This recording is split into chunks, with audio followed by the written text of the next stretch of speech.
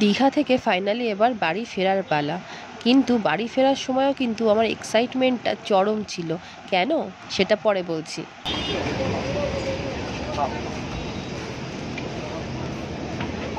উঠে পড়েছি আমাদের ভলভো বাসে, আর বাসটা দেখো সেই ছিল। কত নম্বর?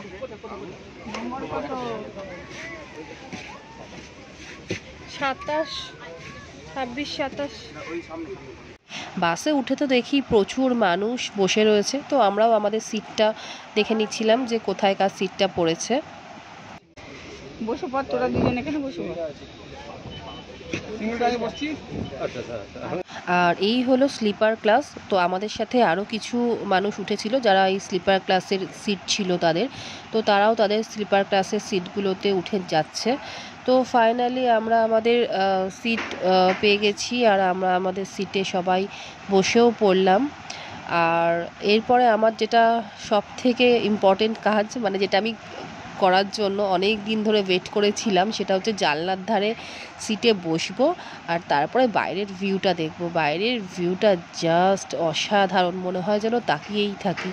তো যাই হোক, সবার বসা হয়ে গেছে, আর আমার বর আর আমার ভাই দুজনে বকবক তো মানে শুরু করলে আর শেষ হয় না। ক্যামেরার দিকে তাকাতে বলছি, কেউ ক্যামেরার দিকে তাকাচ্ছে না। যাই হোক, ওরা বকবক করছে করুক। আর এদিকে দেখো বাপি মা পেছনে বসেছে, পেছনের সিটটায়, আর মা তো আবার ওড়না দিয়ে কভার করে নিচ্ছে বডিটা, কারণ এত এসিড ঠান্ডা। আর আমি আমার কিছু রিলস বানাচ্ছিলাম, আর বাইরের ভিউটা মানে এত ভালো লাগছিল কি বলবো। আর বাসটা সম্পর্কে বলতে গেলে তো বলতেই হয়, সিটটা এত সুন্দর, এত নরম পুশ ব্যাক সিট ছিল, আর বাসের ভিতরটা খুব পরিষ্কার পরিচ্ছন্ন। আর কি ছিল না, চার্জিং পয়েন্ট, টিভি, সমস্ত কিছু।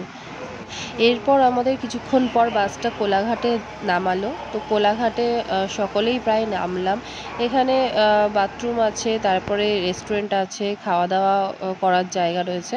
তো আমরা এখান থেকে টুকটাক কিছু খাওয়া দাওয়া করলাম। ভীষণ রোদ ছিল, বেশিক্ষণ বাইরে দাঁড়ানোও যাচ্ছিল না।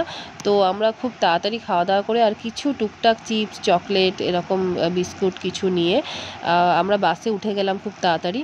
তবে একটা কথা না বললেই নয়, আমার জীবনে এটা প্রথমবার এত সুন্দর ভলভো বাসে ট্রাভেল, যেখানে স্লিপার রয়েছে, সিটার রয়েছে। তো আমরা সিটিংটাতেই গিয়েছিলাম, কারণ দীঘা থেকে বাড়ি ফিরবো এইটুকু রাস্তা স্লিপারে আমাদের মনে হয়েছে আসাটা বেকার, তো সেই জন্য আমরা সিটিংটাই নিয়েছিলাম, স্লিপারে উঠিনি। কিন্তু জীবনে প্রথমবার যে কোনো কিছু এক্সপিরিয়েন্সটা একটা আলাদাই হয়। তো আমার সত্যিই ভীষণ ভালো লেগেছে। আর এরকম একটা জানলার ধারে বসে এত সুন্দর ওয়েদার দেখতে দেখতে আসা, সেটা আলাদাই। যাই হোক, আজকের ভিডিও এ পর্যন্তই। ভালো লাগলে একটা লাইক করে দিও। Thank you.